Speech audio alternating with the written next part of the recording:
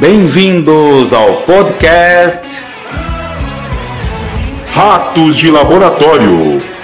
Entretenimento e um bom bate-papo sobre o mundo da química.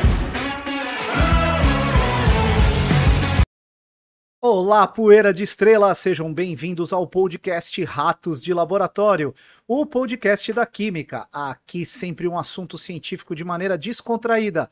Comigo, Carlos Barroca e o nosso rato de laboratório preferido, Eduardo Correia. Fala, Edu. E aí, aglomerado de átomos, viajantes pelo espaço-tempo, como vocês estão? Tudo certo? Não poderia, bem, para muitos nem sabe o que eu acabei de fazer. Já ouviram falar do Tarzan? Pois é, esse era o grito do famoso Tarzan lá no início dos anos 30, 40, 50, e que foi um grande personagem do cinema. E justamente isso porque hoje a gente tem alguma coisa diferenciada que eu já vou falar daqui a pouco. Mas hoje, falando um pouquinho sobre o Training Lab, hoje foi o primeiro curso, a primeira parte da estatística que a gente pôde ministrar de manhã. Foi muito legal, uma experiência muito bacana. O pessoal se divertiu bastante e a gente fez, inclusive, experiências deliciosas, não é verdade, Barroca?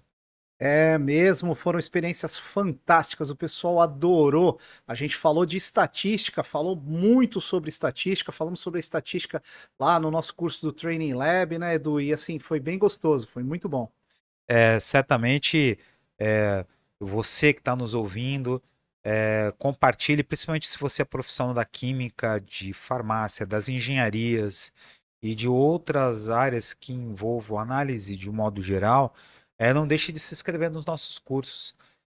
Mesmo quem perdeu a primeira parte, a pessoa se inscrevendo vai ter a oportunidade de a gente mandar o link, mandar um material e participar ainda, com certeza, dos próximos cursos. O próximo agora vai acontecer dia 18 de março de 2023, Estatística Módulo 2. Então, qualquer dúvida, chame a gente, entre pelo site ratosdelaboratório.com.br e acesse o item lá, o ícone para inscrição, e qualquer dúvida entre em contato com a gente, tá certo? Bem, meus amigos, hoje vamos começar as alíquotas. Sim, aquela parte maravilhosa do nosso programa, onde a gente vai poder compartilhar com vocês histórias interessantes da minha carreira, da carreira profissional do Carlos Barroca. E hoje o Barroca vai nos abrilhantar com uma história que envolve educação. Olha que interessante. O que será que ele tem para contar para a gente? Senta que lá vem história. E é contigo a palavra, Barroca! Bom, vamos lá, meus amigos. Vou contar uma história interessante para vocês aqui nessa alíquota, nessa intertemporada, né, da temporada 1 para a temporada 2. A nossa ideia é contar algumas histórias e vocês se divirtam um pouco nessa intertemporada enquanto a gente prepara os roteiros para a próxima temporada, convidados, em quais laboratórios nós estaremos. Bom, a história de hoje, eu vou contextualizar vocês primeiro. Primeiro eu vou georreferenciar vocês. Bom, nessa história de viagens, de trabalhar viajando o Brasil inteiro, de levar o conhecimento, de fazer instalações, de fazer manutenção nos equipamentos dos clientes, eu tive a oportunidade de conhecer lá o centro-norte do estado da Bahia, um local bem interessante, muito interessante para eu que sou criado na praia, né, criado em Santos, criado num local bem diferenciado, né, você imagina, né, Edu, ser criado na praia e aí você ter que ir lá pro meio do sertão baiano, né, cara? Meio lá do... Experiência Uma fantástica. experiência fantástica, fora do comum. E aí, como eu falei que eu ia georreferenciar o pessoal, imagina que eu peguei um avião aqui em Guarulhos, desci lá em Pernambuco, e aí em Pernambuco eu peguei um carro para ir até a Bahia, atravessando o Rio São Francisco, né? Eu desci em Petrolina e do outro lado de Petrolina é Juazeiro. Então aluguei um carro, tive lá a oportunidade de atravessar o Rio São Francisco, é uma região fantástica, é linda, e fui pouquinho para o meio lá do centro-norte do estado da Bahia, aonde até hoje a gente ainda tem as mineradoras, né? Tem um processo de mineração bem grande lá. E rodei bastante tempo até chegar na cidade que era meu objetivo. Eram povoados, eram distritos de cidades lá, tá? E era um distrito que era focado na mineração. Então, lá naquela região tem uma história, né, um histórico de exploração de cobre nesse sertão baiano. Eu cheguei lá na cidade, na realidade, quando eu aluguei o carro em Petrolina, eu aluguei um carro popular. Então a ideia era viajar a 120, 130 quilômetros com carro popular, numa boa. Quando eu cheguei na locadora, eu ganhei a tal do upgrade. Que Opa! fantástico, né, cara? Então é um fantástico ganhar o upgrade, ganhei o upgrade. E eles me deram uma baita de um carrão, uma Hilux, uma picape, uma diesel. E eu falei, caramba, que legal, né? E fui até lá a cidade com esse carro. Cheguei na segunda-feira lá na cidade. Quando eu chego na cidade, procurei o meu cliente. Eu via que a cidade estava um pouco estranha, as pessoas estavam reagindo um pouco estranha à minha chegada. E aí eu cheguei no cliente, o cliente, meu Deus do céu, por que você alugou esse carro? Eu falei, não, Ué, eu ganhei o upgrade. E aí, nessa de ganhar o upgrade, ele falou assim, cara, a cidade acabou de ser roubada no sábado vocês não imaginam, né? Agora nós temos uma novidade aqui, ó. Vou mostrar para vocês. Ó. Agora temos eu e o Edu aí, Edu. na Olha, mesma tela, na olha só que mesma legal. tela, bem Isso é muito legal. bom. Então eu tava lá, chegando na cidade com aquele carro, e aí o que que aconteceu? Ele falou: pelo amor de Deus, vamos guardar esse carro aqui dentro do laboratório, você não vai mais sair com esse carro. A cidade tinha acabado de ser roubada, e o que que era roubada? Eles fecharam a cidade inteira. ah, Roubaram o banco, os dois bancos da cidade, explodiram os bancos, metralharam a delegacia, fizeram um escarcéu na cidade, uma cidade pequena, e foram embora. E todos eles tinham ido com umas picapes, parecidas com aquelas que eu estava, né? Mas tudo bem, não é esse o motivo do assunto, é só para contextualizar para vocês que eu cheguei na cidade já um pouco assustado. A cidade não tinha telefone, não funcionava meu telefone, na época eu tinha o telefone de uma operadora aqui de São Paulo, não funcionava. Não vou falar o nome, né, do pra eles não deixarem de Claro, patrocinar a gente. é verdade. Aí não tinha a operadora, não aceitava cartão de crédito. Fui pro hotel e aí tô lá com o cliente trabalhando, dando um treinamento. Fui dar um treinamento pro cliente de uma técnica específica, né? E isso lá no longínquo ano de 2012, né? O que que eu tinha que fazer? Era dar um treinamento para esse cliente que tinha comprado o equipamento para analisar ouro e cobre nas terras da região. Era um laboratório bem pequeno nos arredores da cidade ali.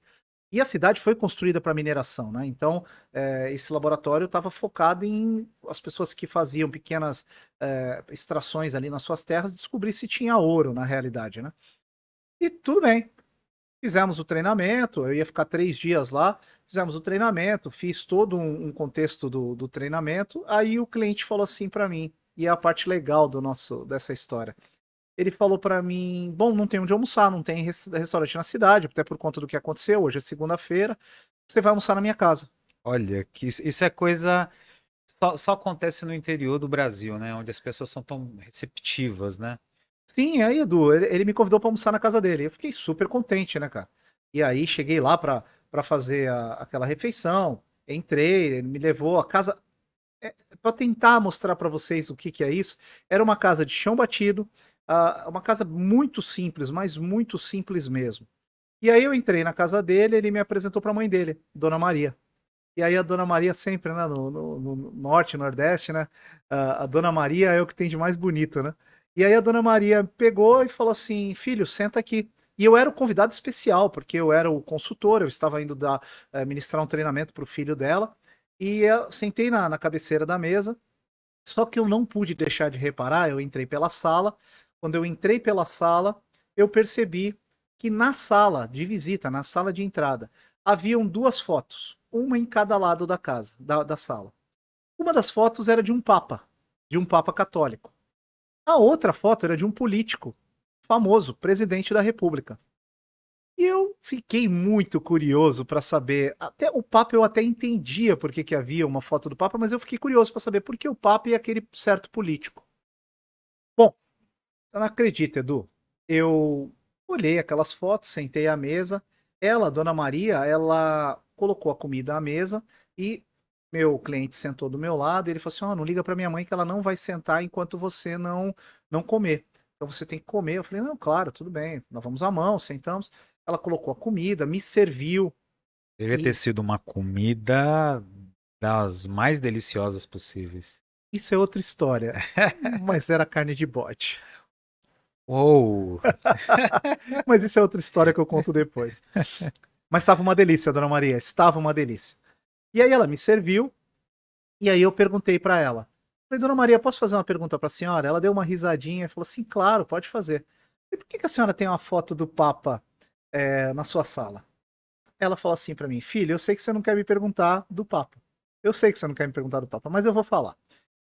Eu tenho a foto desse Papa porque nos anos 80 esse Papa esteve no Brasil e eu sou uma católica, eu sou católica praticante, e esse Papa, quando ele veio no Brasil, eu tive 11 filhos e vários morreram. E ela me falou na época quantos haviam morrido, e ela era muito devota, católica, e assim, ela estava. Ela tinha sofrido muito com a perda dos filhos e ela tinha tido este filho que era meu cliente, era bebê, e ela tinha feito uma promessa que se esse filho vingasse, como eles falam, ela iria até o Rio de Janeiro, onde o Papa veio no Maracanã, se fazer uma missa, ela iria a pé. Então ela fez essa promessa e ela pagou essa promessa. Ela foi a pé até o Rio de Nossa. Janeiro. Imagina que ela foi a pé até o Rio de Janeiro, foi e voltou. Então ela tinha foto desse Papa porque ela acreditava que esse Papa era santo e ela estava pagando a promessa porque aquele filho havia vingado. Que incrível. Então, não, é fantástico. E aí ela assim pra mim, agora você não quer saber porque eu tenho a foto deste político? Aí eu falei assim, Dona Maria, agora que a senhora falou, eu quero saber sim.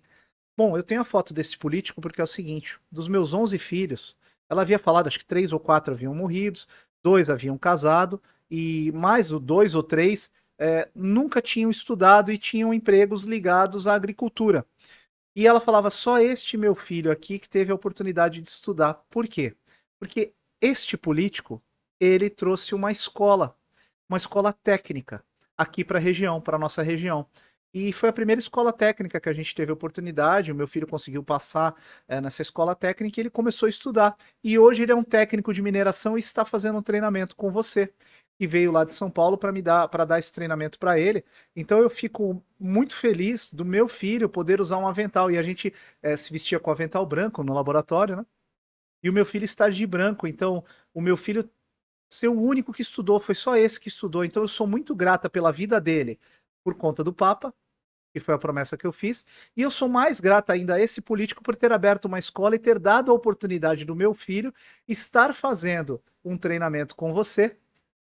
E aí até emociona, porque ela falava isso com os olhos cheios de lágrima, porque foi o único filho dela que havia estudado e tinha feito o ensino fundamental completo, tinha feito o ensino médio técnico e havia sido contratado não pela agricultura, ele estava num laboratório, então ele fazia ciência lá no meio do sertão da Bahia. E ela falou assim: é por isso que eu tenho a foto desses dois santos. E a foto do Papa, que para ela era o santo é, que deu a vida, permitiu que aquele filho tivesse a vida, e a foto do político, que era o outro santo por ter dado a oportunidade do filho estudar, de ter feito um curso técnico. E esse curso técnico deu a oportunidade dele fazer um treinamento, e ela tentava entender o que ele fazia, e ela, tadinha, naquela simplicidade dela, ela só olhava para o filho de avental branco e falava: eu tenho filho doutor graças a esse político. Bom, não cabe a gente saber quem é o Papa ou quem é o político, mas vocês aí que são os nossos ouvintes já têm uma ideia. O ano é 2012, o Papa veio nos anos de 1980, dá para vocês terem uma ideia de quem é o Papa e de quem é o político. E essa é uma história que marcou demais o meu coração. Eu amo aquela região, eu gosto muito de ir naquela região, tenho muitos amigos lá, vou bastante para aquela região e sempre me lembro da Dona Maria. Sempre que eu posso, eu passo em frente à casa da Dona Maria. A Dona Maria não está mais aqui entre nós, mas eu passo na frente da casa da Dona Maria e faço sempre aquela reflexão, né? Como o estudo e a oportunidade de estudar pode mudar as vidas das pessoas. Esse meu cliente está lá ainda nessa cidade até hoje, trabalha no laboratório e eu sou muito grato à oportunidade que a Dona Maria me deu para entender como a educação transforma a vida das pessoas. Gente, é emocionante demais, né? E saber que nós, ainda mais eu e Barroca, que atuamos também como professor, saber que no nosso dia a dia a gente tem essas emoções, né? É fantástico, é verdadeiramente fantástico, né? Dona Maria, um beijo para ti, tenho certeza. É, isso deixa a gente bastante orgulhoso, né? Principalmente por ter escolhido uma área da nossa ciência, uma área da química, que é a mineralogia, tão maravilhosa e tão importante para o progresso da humanidade, né? Fantástica essa história. E o legal, né, Edu, a coisa legal é que envolve é, um papa, um político e a ciência. E a ciência, com certeza. Olha só que legal. Certamente a gente eh, sabe da importância da ciência em todos os segmentos, mas você vê só o progresso chegando no local, dando oportunidade para as pessoas através de uma escola técnica, né? Então, a gente só fica agraciado, né, por tudo isso ter acontecido e, mais uma vez, essa é uma mais história, mais uma da história da química que toca o seu, o meu, o nosso coração, certamente. Bom, agora o que que a gente vai encerrar, né? Já foi 15 minutos, era para ser 12, hein, Edu? É verdade. Agora só podia ser o Heroes. Cara, pensando em Papa, pensando no atual Papa, a gente sabe que o Papa Francisco, né, o nome de batismo é o Jorge Bergoglio, ele é técnico em química, formado numa escola técnica lá na cidade de Buenos Aires, mas ele, na verdade, não chegou a atuar como profissional da química porque ele já foi logo para trabalhar, ou, na verdade foi para o seminário, né? Então ele não chegou a atuar especificamente como profissional da química. Nossa, o Papa, o nosso atual Papa, então tem uma formação em química, olha que legal. Olha só, Técnico em química, assim como o meu cliente lá, técnico em mineração. técnica em mineração, muito bom.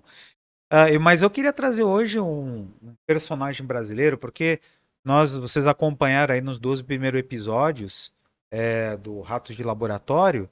Basicamente, nós tratamos ali de personagens, de vultos da ciência, todos eles que não eram do Brasil. Mas vocês sabiam que o balão foi inventado por um brasileiro? Sim, meus nobres amigos. Ele se chamava Bartolomeu Lourenço de Gusmão, né? O Bartolomeu de Gusmão era um padre católico e nasceu na cidade de Santos no dia 18 de novembro de 1700. Desculpa, ele nasceu não se sabe a data ao certo, mas em dezembro de 1685 e faleceu dia 18 de novembro de 1724, com 38 anos, na cidade de Toledo, na Espanha. Olha que interessante. Ele ficou muito famoso justamente por ter inventado o primeiro balão operacional da história, que ele chamou de passarola, né? Na verdade, o primeiro desenho surgiu com o filho primogênito do terceiro Marquês de Fontes, Dom Joaquim Francisco de Sá e Almeida e Menezes, com a conivência do padre Bartolomeu, né?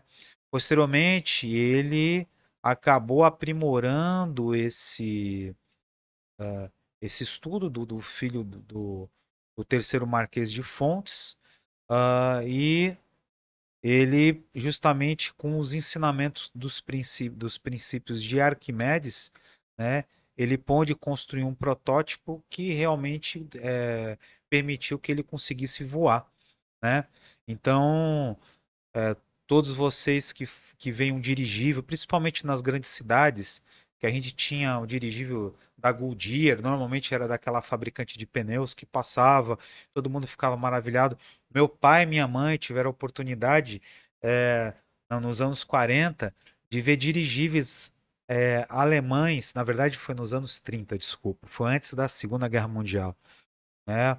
O Zeppelin teve aqui no Brasil, é, a travessão Atlântico, que fazia a rota passando por Rio de Janeiro, por Santos, indo até Buenos Aires.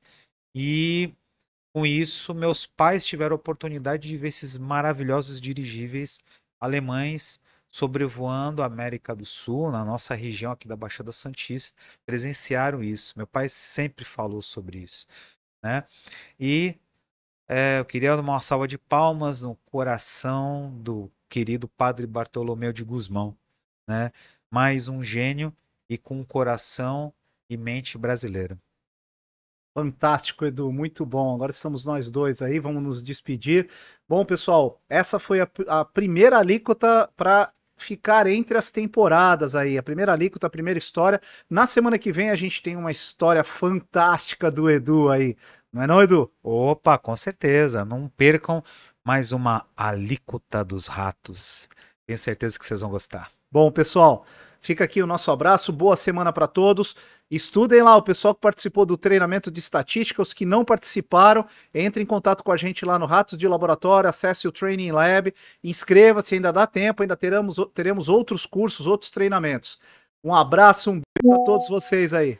Valeu, beijo. Até mais.